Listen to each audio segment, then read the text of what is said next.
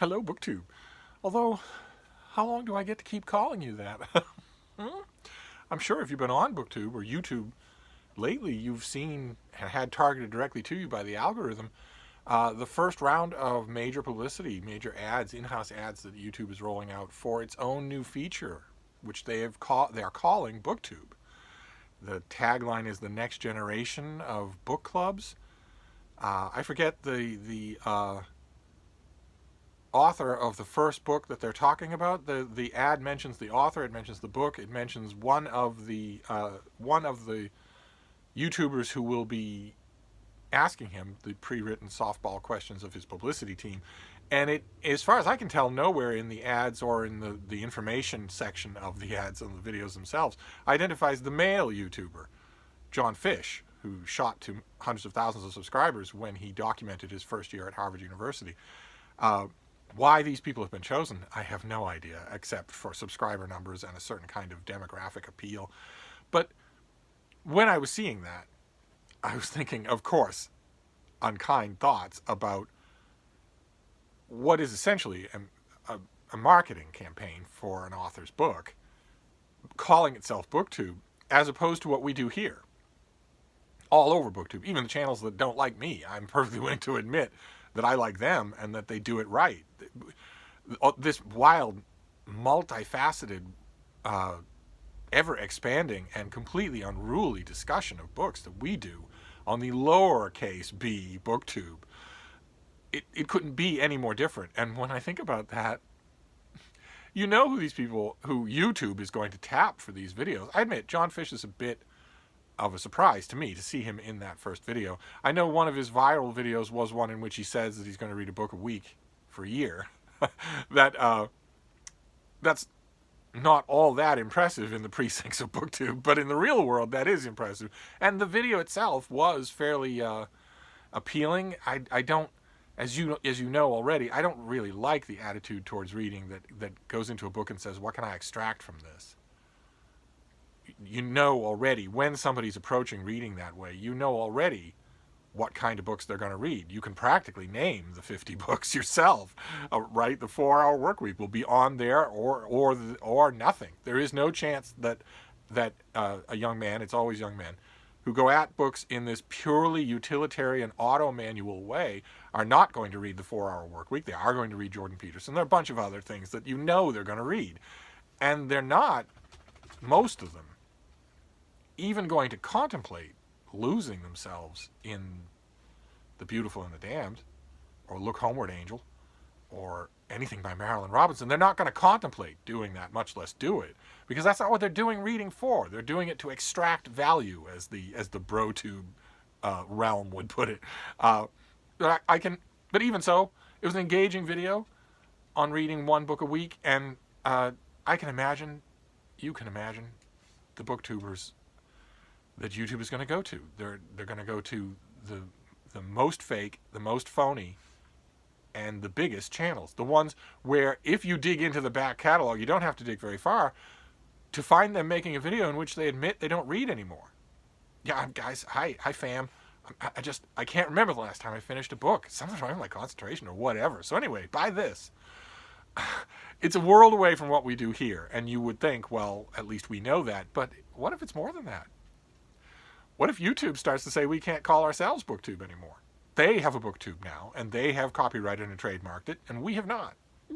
Then what happens? Look at all of the video titles that we have on all of our thousands and thousands of videos that have the word BookTube in it. We've identified ourselves as BookTube for years, long before I came along. I noticed that BookTube has not approached me. YouTube has not approached me about the uppercase B BookTube. Or any of you. It'd be a lot of fun, wouldn't it? Oh my. Not to be handed a preset list of questions and then number 2 makeup and backlighting and then told what we may and may not do, but rather to get an author on a big platform we could all share and just sort of round table. I can imagine it, where we pick 4 different members of our crew of these hundreds of channels that are on our little corner of BookTube, where we just talk to each other and we're the real deal. Pick 4 of those people and alternate between all of us so that everybody gets a chance. There'll be plenty of people who won't feel comfortable. doing that in front of a large audience. And there'll be plenty of people who will feel perhaps a little too comfortable. we could alternate 4 people each time, pick an author, and let them know there's not going to be any rudeness here. There's not going to be any gotcha, but we're going to ask you lots of questions, and we're going to hold your book's feet to the fire. There will be a section on the parts we didn't like, and we will talk to you about that. And you will talk to us about that. You have a chance to change our minds, and everybody else watching will get a real conversation between genuine bookish people and an author who doesn't know what's coming. Oh, that would be so awesome. I can't help but think that the authors would like it. It would certainly be a breath of fresh air for them, especially since we're bound to pick, 3rd and 4th tier authors who would die for that kind of exposure. Just die for it. Not only that, but it would be enthralling viewing because the viewer wouldn't know what to expect. Because we're all individuals and we're not chasing after an algorithm in order to make bank for the month. But anyway, for now, I can call you BookTube until the lawyers show up at the door. So hello, BookTube. How's that for a throat clearing? I have some mail for you here. That was a very long way of saying I have some mail. So let's look at, no boxes, but let's look at what we have here. And we're going to see in my barrage of videos today, I am going to, I'm feeling more and more self-conscious about not doing proper Friday reads. I feel like at any minute you're all going to vote me off the island. You're supposed to do Friday reads. I am going to do a Friday reads. And the books that I'm going to show you in the course of my videos today are going to contribute to that Friday reads. I feel certain that they are. And who knows if some of these will do that. So one of the things we'll keep an eye out for while we're looking at these things is whether or not something is going to go immediately to Friday reads. Okay. So this first one is from Harvard University Press. This comes out in mid-May. This is Tom Zollner's Island on Fire, The Revolt That Ended Slavery in the British Isle, in the British Empire. And you notice there is not, that is not a faded sepia tone photograph, and it is not a blurry and boring, completely static period painting. And it also doesn't look all that expensive. This is how you do it. This is how an academic press, who granted doesn't have the moon to spend on book design. Well, Harvard University Press does. Oh my God, you don't know what the size of their endowment. You don't want to know it. But you know what I mean. They're not going to want to splurge a huge amount of money on cover design, and this is how you do it. Perfectly fine. And I bet not that hard. That we shouldn't be seeing faded sepia tone covers for books, boring covers for books. But anyway, this is going to be a long one, isn't it? Oh my, you can tell already. I've had my Metamucil for the day. For 5 horrific weeks after Christmas in 1831, Jamaica was convulsed by an uprising of its enslaved people. What started as a peaceful labor strike quickly turned into a full-blown revolt, leaving hundreds of plantation houses in ruins. By the time British troops had put down the rebels, more than 1,000 Jamaicans lay dead from summary executions and extrajudicial murder. While the rebels lost their military gamble, their sacrifice accelerated the larger struggle for freedom in the British Atlantic. The daring and suffering of the Jamaicans galvanized public opinion throughout the empire, triggering a decisive turn against slavery. For centuries, bondage had fed Britain's appetite for sugar. Within 2 years of the Christmas Rebellion, slavery was formally abolished. So, to the rebels, they would have thought they were losing because they were dying by the bushels in the street. But they turned the tide. Fantastic. Just fantastic. Okay. And this thing has... this is an advanced copy, but it already has 2 blurbs, and the 2 blurbs are about as megawatt as you can get. One is by Adam Hochschild, who wrote King Leopold's Ghost, and the other is by Madison Smart Bell, who wrote All Souls Rising, and is brilliant, and has a new book coming out this year. He wrote a full-dress biography of Robert Stone, another writer.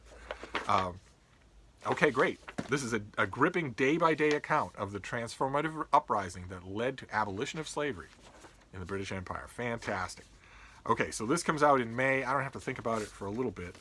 And this is exactly what I'm talking about, of course, with the uppercase B BookTube. This author would never in a million years get approached by the corporate suits at YouTube. Never in a million years. And yet, I'm not talking this specific book, but imagine if we picked if let's say we have 4 lowercase b booktube hosts, and we'd pick them accordingly. We'd just put it, into general conversation. Who would be best for X, Y, or Z book? Imagine if we could find 4 people who are really passionately involved in this book. Get the publisher, get Harvard University Press to send them each a copy, and set up the event. How fascinating would that be? I think there's an opportunity that YouTube is missing for a different kind of uppercase B booktube. I agree completely that you might want to consider such a thing, the next generation of book clubs. That's kind of the way I consider lowercase b booktube. Our little corner of it, anyway, is that you kind of are in a book club. I mean, that's what read-alongs and buddy reads are for, right? Anyway, let's move on, shall we? Oh my. Okay. All right. Okay. This is wow. Okay. I'm noticing something about another early trend that I've spotted in 2020. Is that the biographies are tending to be niche. They're tending to be people who've either you've never read a biography of them before, or they've never had a biography before. I'm starting to notice that. I know that won't stay true, of course. Biography season, as the publishing world understands it, starts in late September. So I know it won't stay true. In September, October, and November, we will get the usual blizzard of Einstein and Founding Father biographies. But in the meantime, I'm reveling in these lesser-known ones.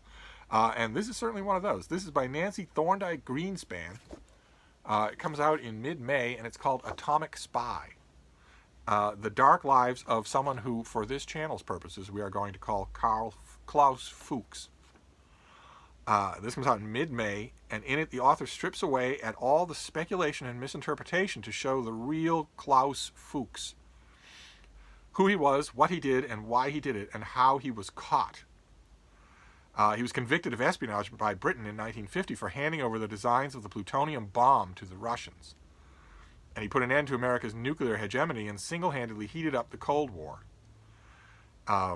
Using archives long hidden in Germany as well as intimate correspondence, the author brings into sharp focus the moral and political ambiguity of the times in which Fuchs lived and the ideals with which he struggled. As a university student in Germany, he stood up to Nazi terror without flinching and joined the communists largely because they were the only ones resisting the Nazis. After escaping to Britain, he was arrested as a German émigré and sent to an internment camp in Canada. His mentor at university, Max Born, worked to facilitate his release. After years of struggle and ideological conflict, he joined the atomic bomb project, first in Manhattan and later at Los Alamos. His loyalties were firmly split.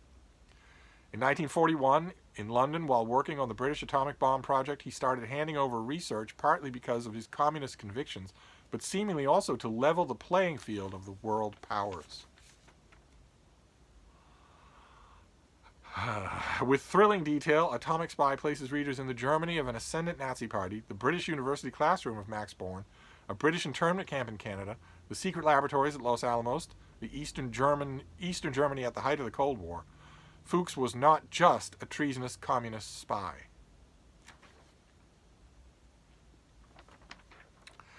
And Greenspan, the author, paints a nuanced and accurate portrait of a complicated man. Okay. All right. He was just a communist spy. And as the early part of that pub sheet made perfectly clear, he is more responsible for the Cold War than any other single individual. More responsible for the fact that has as its last exponent something that you just saw in the news. The world atomic clock has been set at 100 seconds. One of the narrowest margins ever on the atomic clock. 100 seconds to nuclear war, to a full-blown species-exterminating exchange of nuclear weapons, which would be a cascade effect. If one were released intentionally and struck its target, then 100 would be released in response. 100 would be released in response to that. Submarines all over the world would release their payloads. It would annihilate all terrestrial life on the planet. Maybe not right away, but in a couple of years, the fallout would poison everything. There wouldn't be possible for there to be terrestrial life. Life would have to start over in the deep vents of the ocean. And all of that whole nightmare, can be laid at this guy's door more than it can be at any other single individual. So a biography that tries to whitewash his guilt is going to go down mighty hard. It's going to go down mighty hard in May. But we shall see. Maybe the author can convince me. Let's move on. Let's move on. It wasn't merely a communist spy. It just handed the atomic bomb to the Russians. There was a lot more to him than that. He liked John Wayne movies. Okay. All right, let's just move on. So, this next one looks like a thriller. Good. Just what we need. Let's see. This comes out in late February, so this might be a candidate for Friday Reads. This is called Against All Reason. It absolutely should not be called this. It's called Death in the Family. And it's a Shanna Merchant novel. It's written by Tessa Wegert, Wegert. Very nicely designed cover, but there should be a moratorium on this stupid title. And it's the author's debut. She already has a promising blurb from Publishers Weekly. Good for her. And the pub sheet here has a banner at the top that says, an electrifying start to an all-new series that reads as if Olivia Benson were in an Agatha Christie novel. Do all of you know who Olivia Benson is? I hope you do. One of the longest-running TV shows in history. I would hope you know. So there's certainly a magnificent acting performance. But let's see what we have to say. I can't imagine that. This might go on the list for my Friday read, so that I'm not voted off the island. Debut author Tessa Wegert bursts onto the crime scene with the first book in her new procedural series. With brilliant misdirects and subtle foreshadowing, she triumphs at delivering the unputdownable novel that captures the intrigue and mystery and the intensity of a thriller. When a young woman wakes up to find that not only is her boyfriend missing from their bed, but a pool of blood has been left in his place, local detective Shanna Merchant is called to the scene. As she tries to make sense of the family's intricately woven lies, a storm rolls in and progressively worsens.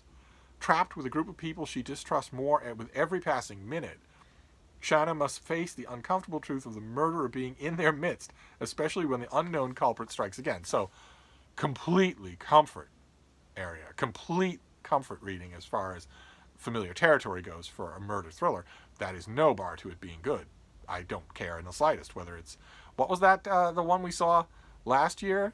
It's stuck in my mind, except for its boring title, was the one where a woman unsuspectedly is trapped at a roadside stop during a blizzard, goes outside and sees a child in a cage in the back of a van in the parking lot.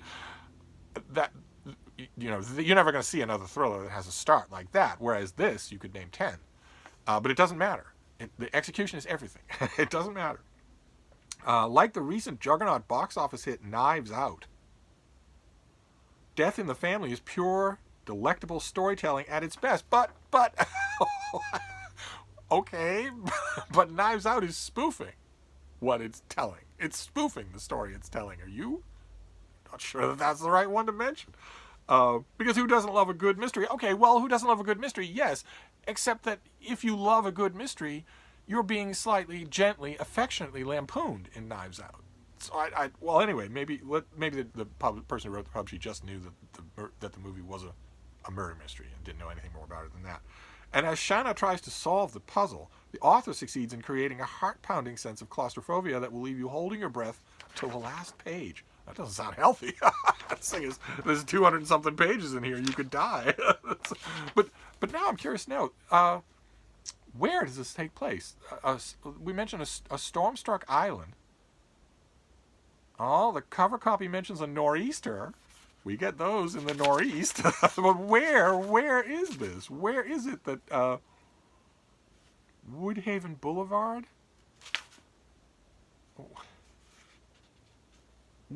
Oh, I guess I'm going to have to...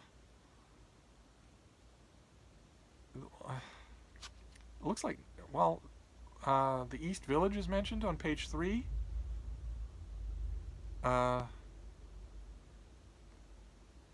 Swanton, Vermont is mentioned on page 3. Swanton is mentioned again on page 4. It's possible that this thing takes place in Vermont. Well, I guess I'll find out. A nor'easter kind of gives it away because no other region of the world, generally speaking, tends to call winter storms by that term. So we will see. This is definitely a contender to be read right away, to be a Friday reads. But we still have more. We still have more packages to go. 2 more to go. So let's see. Maybe we have another candidate in here. What is this next one? Laura Trentham is the author. An Everyday Hero is the title.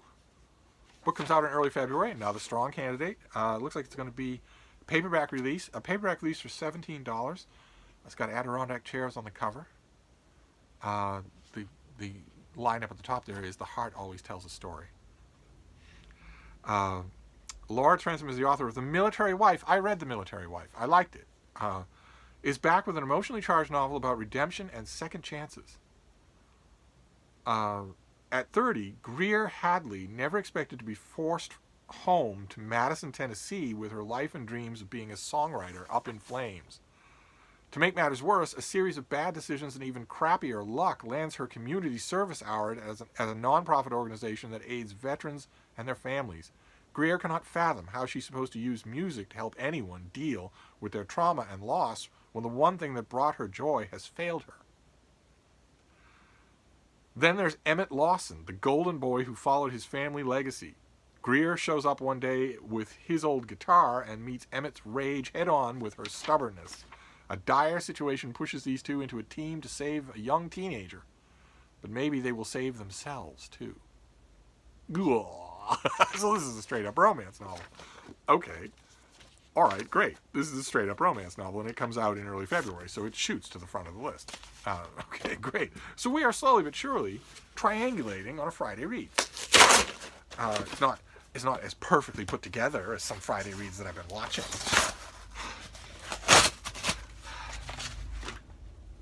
But still. So.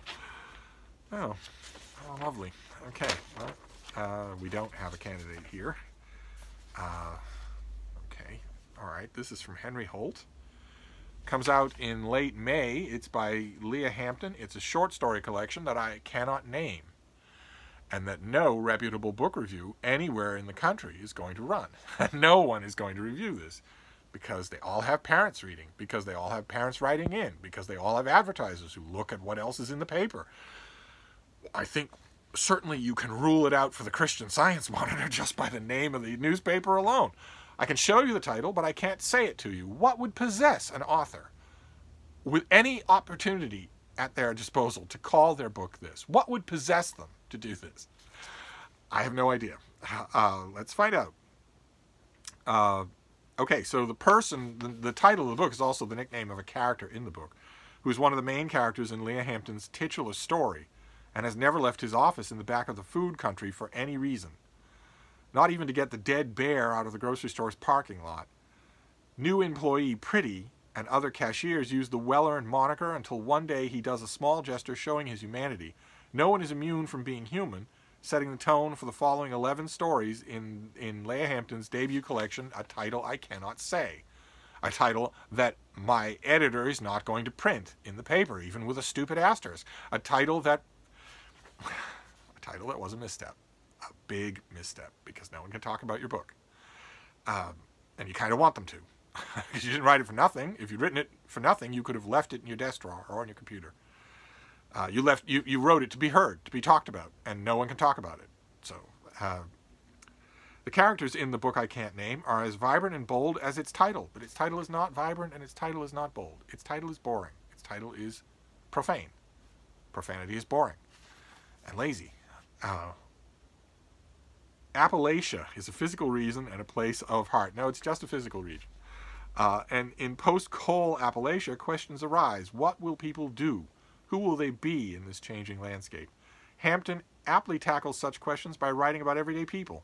Park rangers, firemen, ex-soldiers, wives, and young people fleeing from or returning to the place they once loved. Gritty, true to life, and full of heart, these stories speak of all facets of life in this legendary but mysterious place, an area of the Blue Ridge Mountains that Hampton calls home. So she herself is from Appalachia. She's from the Blue Ridge Mountains. And is this her debut collection? Yes, it is. This is her debut collection. It comes out in late May. You all know from watching this channel that I have read a great deal of Appalachian fiction that I really liked. And you also know that I love to champion debut fiction. I can't do that in this case, so I don't know how I will handle that, but I'll figure out a way. I'll certainly read it, not right away because it's what did we say? Yeah, it's late May, so it isn't a candidate for Friday reads. I'll certainly read it. I don't know what I'll do beyond that. So that was the mail, plus a lot of digression and spleen. So we have a debut novel, which I cannot name. I cannot write its name. The stupid asterisk does no good whatsoever. And the book, I guarantee you, the first story, with the one with the dead bear in the parking lot, the book, or that first story, I guarantee you, offers 50 great examples that are every bit as in your face and uncompromising, that aren't a profanity that most mainstream book review organs are. Anyway, wasn't this one also a debut? Laura Trentham. Oh no, she wrote one other book. An Everyday Hero is a romance novel that's high on the list.